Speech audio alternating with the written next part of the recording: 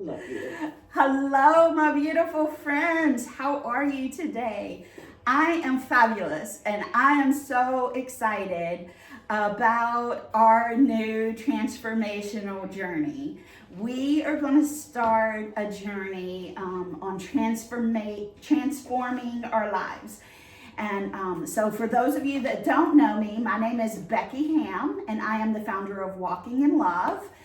And I'm also the founder of BeckyHam.com, which is BeckyHamm.com. And you can learn a little bit more about me there. And then my book that I've written, and we will do a lot of work out of this book, is Learning to Love Life, the Art of Creating a Healthy Life Pie. And in this pie, we have 6 pieces, and they are spiritual, relational, emotional, financial, physical, and professional. And so when we're working on this transformation journey, what I would love for you to do is, just become a 1%er. Okay, we're a 1%er here in Walking in Love, and that means that we become 1% better every day. So it means that every day we are doing something a little bit better than we did yesterday. Okay, so it doesn't take a lot. And I have done a lot of research in transformation.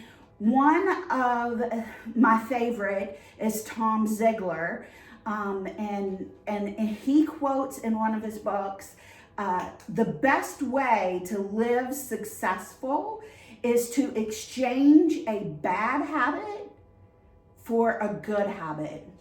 So we want to look and do some self-evaluation, self-reflection, become self-aware of what's going on in our lives. And so what we are going to talk about today is a little bit about how the mind works. So 95% of what we think, say, and do comes from the subconscious mind. And the subconscious mind is constantly working 24/7, going. When we're sleeping, the reason we dream is because our mind is working.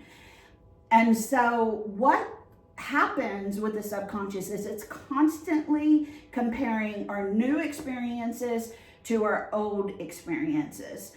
And it's looking for the correct file. Just like a computer would, you want to put it in the right file so everything stays organized. And so it's really important to understand not all of the how it works, but that it is always working, and your past experiences influence your future experiences unless you make some transformation and you make change. So the subconscious mind includes your emotions, intuition, and patterns. Emotions, we all know what they are. Our thoughts and emotions cannot be controlled. Our thoughts and emotions come because they're in the subconscious mind. And so we can control how we react to them, but we do not control what we are thinking or how we are feeling, because they're tied to something, to a past experience, always. And so the next thing is it stores, the subconscious mind stores our beliefs, our habits, and our memories. And so everything that ever happens in life is stored. And again, it's working 24/7 to go and figure out what's going on in the brain, right? And so the next thing to really understand about the subconscious mind is that it desires to protect us from harm.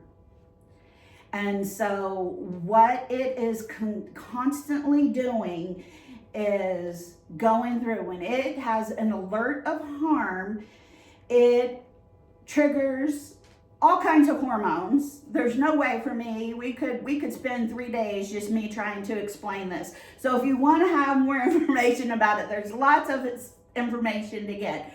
But basically what is going on is it's triggering something in our body, and there's all kinds of hormones and organs and everything that works together.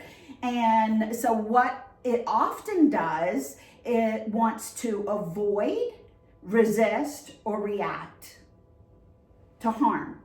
So, and that depends. And a lot of what you do, avoid, resist, or react, depends on your past experiences. What have you done in the past? Have you avoided things? I know for me growing up, I grew up in a family that I wasn't really allowed to have an opinion.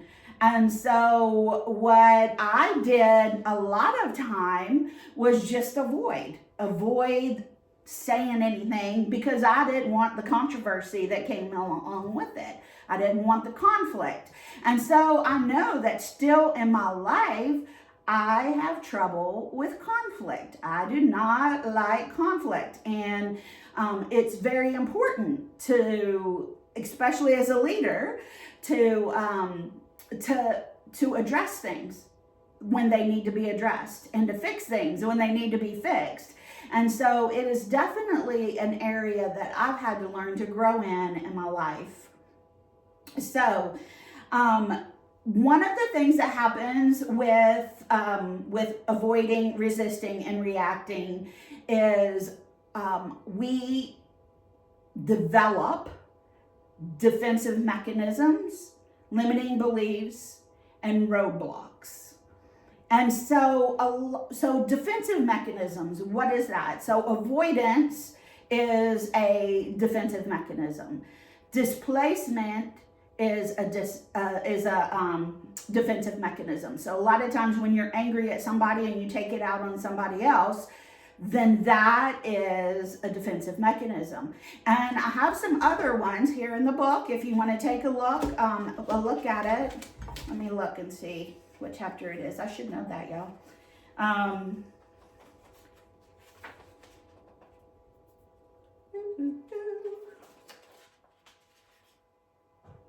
Chapter 7, and that's the pie weights. It's the things that weigh us down.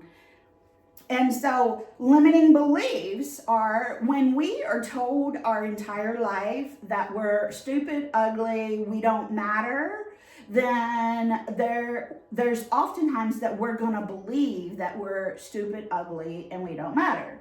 And so we want to take a look at the thing and everything that we do, we need to line up, in my opinion, with the Bible to see if it's right or wrong.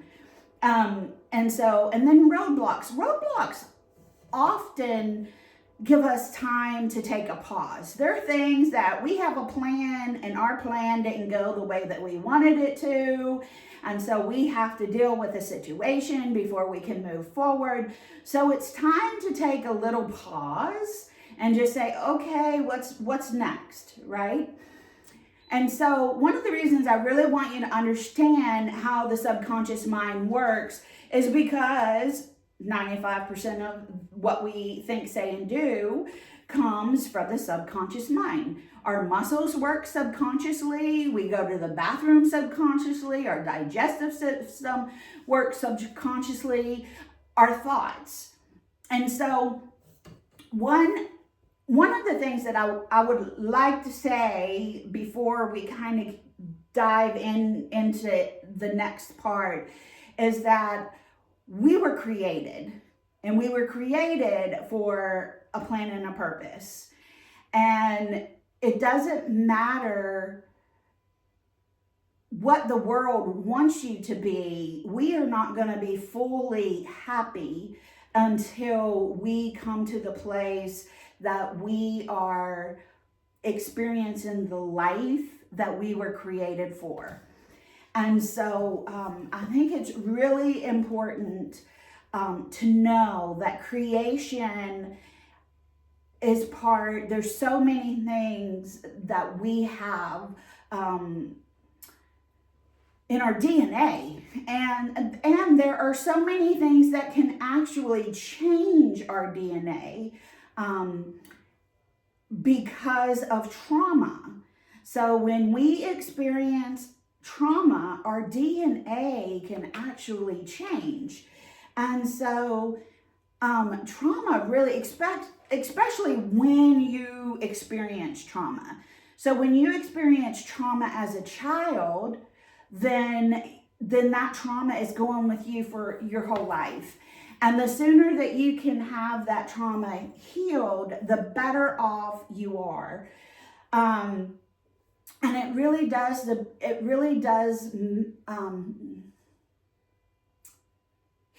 healing is very important when you've experienced trauma, because hurting people hurt people, and healed people heal people. And so if we don't take the time to heal our hurts, then as good as our heart is, and as much as we want to help, we're going to end up hurting others. Because what happens is we don't know how to set boundaries. We let people run all over us. We become people pleasers. All these things that we become what the world wants us to be, instead of God who created us for a person, instead of what He wants us to be. And so we have to take the time to heal and become who God has created us to be. So what is trauma? So trauma can be natural disasters, acts of violence, neglect, a loss of something or someone, poverty, discrimination, and life-threatening medical diagnosis. So I would like to say, not happily, that I've experienced trauma in all of those areas. And so it's really important to understand that we need to deal with the trauma, and understand that our fight is not against the people who have done that. They are just choosing the wrong side. So there are only two kingdoms. There's the kingdom of God, and there's the kingdom of His enemy. You can choose whatever word you want to say, light and darkness, good and evil, however you want to say. You can choose. So what happens during trauma, and even sometimes really good experiences, it can happen too, is we receive triggers. There's a trigger that gets input into the amygdala. And the amygdala controls the flight, fight, and freeze responses. And so how that works is it responds to the five senses: sight, hearing, touch, smell, and taste. And so it stores the triggers from trauma, and it plays a huge role in motivation and memory, and it has no perception of time. So chronic stress, and this is what most of us are under: chronic stress. Most of us put ourselves under chronic stress. And so chronic stress causes the amygdala to shrink, and it leads to depression and anxiety. And we'll talk about this maybe next week. I'm not exactly sure which path I'm going to go on next week. But also expectations will lead to depression and anxiety also. So it's really important to reduce the expectations. So I've thrown out a lot of information at you, and I am really sorry that I've done that. But how can we change? What can we do to change and to make transformation? We can do this by positive affirmations, visualizations, journaling, and have a support system. And so, visualizations, if you don't know what that is, it's basically picturing what you want your life to look like, and just believing. The Bible says that faith comes by hearing, by believing. Sometimes we don't see it, but we need to confess it. And so just because it's not something that we're seeing right now doesn't mean that it's not something that can be in your path. So what I would like to talk to you about now are the emotions, because emotions are really, really important. So what do we do with emotions when we're feeling an emotion? So the first thing, self-awareness is number one in anything. You cannot change something if you don't become aware of it. So the first thing you need to do is notice it. The second thing you need to do is name it. What emotion are you having, and what is it about that emotion that you don't like?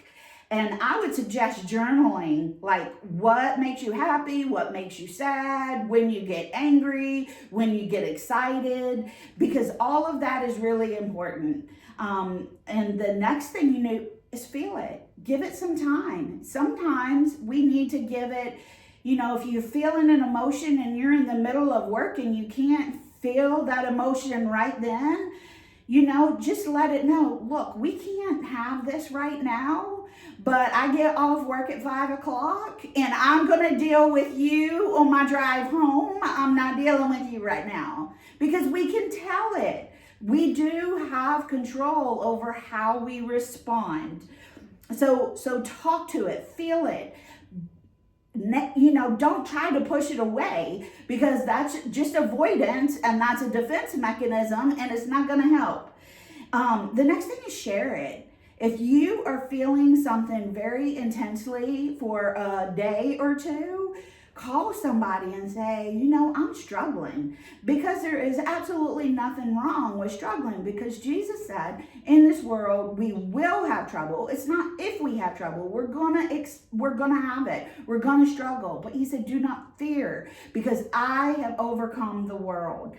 And the next thing you need to do is make a decision about what you want to do with it, and don't allow your emotions or your thoughts to control you.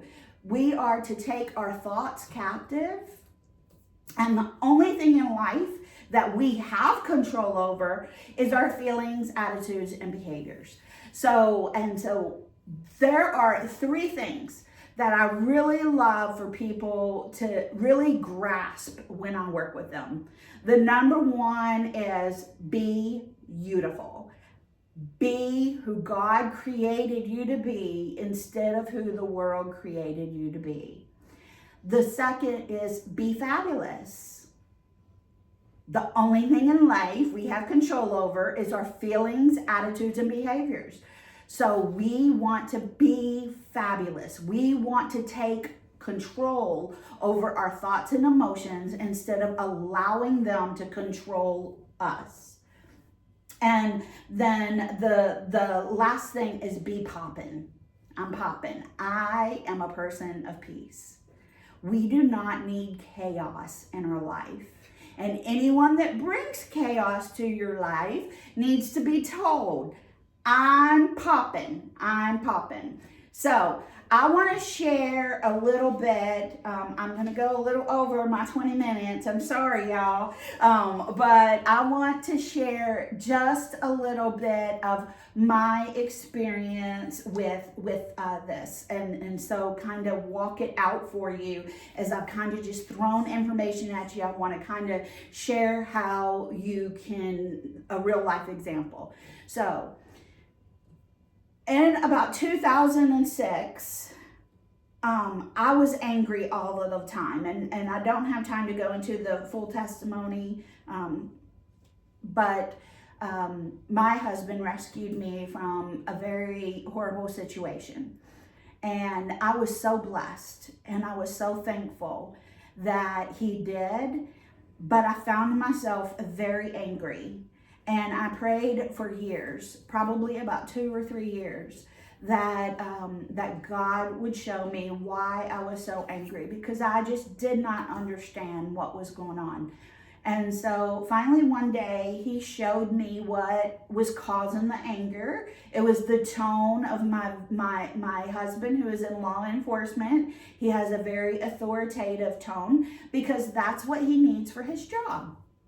And so it triggered me. And so as soon as I realized I was angry because of his tone, I was thankful because I realized what was causing the anger, but I also knew that it was very irrational. So I went to somebody. So you can see I noticed it, I named it, I felt it, and I shared it. I went to a counselor and said, this is what's going on. And I made a decision that this isn't the way that I want to live. And so I went on a healing journey at that point, and I started reading and studying. So just to let you know a little bit about me, at that point in time, I was going to Western Washington University, and my degree is in biology, and I have a minor in psychology and anthropology, because at that point I really decided that I wanted to study people groups and how people, the mind, and how people live and why people make the decisions they do and the choices they do. And so I went on a healing journey that I'm still on and that I will be on for the rest of my life.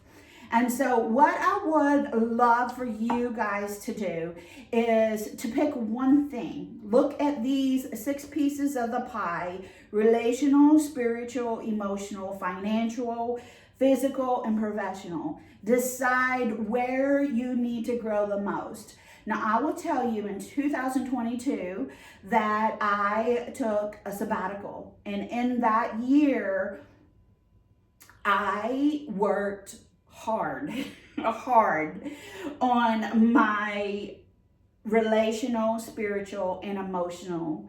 And I'm a different person. I have transformed my life, and anybody that knows me well knows that I've worked hard, and I'm not who I am because I woke up and I was like this. I have been abused sexually. It started at 4 years old. My sexual abuse started at 4 years old, and I have been sexually, emotionally, physically, spiritually abused until the time that I married my husband. And so and some of spiritual abuse came after that because I allowed it to happen. And so we need to be very careful who we surround ourselves with. We cannot grow without a support system. We cannot. It is impossible to grow in isolation. Impossible. You're going to be stagnant, and you might see some growth and you might get some healing emotionally, but you're not going to see the fruit of it until you get into a crowd of people and you're triggered and you see how you respond. That's when you're going to know how much more you need to work. You can't see how much you need to work until you write it down. So anyway, I just am so thankful that you came today and you spent this time with me, and I am so blessed that you're listening and taking time. I hope that you continue to come on this journey, because I'm not always going to throw so much information at you. I'm going to more try to talk like this and be interactive, and I would love to hear from you guys, like in the comments. This is going on YouTube, so I need likes and shares and all of that stuff, and I need friends to, follow me and all of that. This is going to be a new thing. I'm so excited about this transformational journey that I've been on, and I want you to come with me. And so I am going to say good night. God bless you. And may your life be full of love, joy, and peace. And may you become beautiful, fabulous, and poppin'. Bye.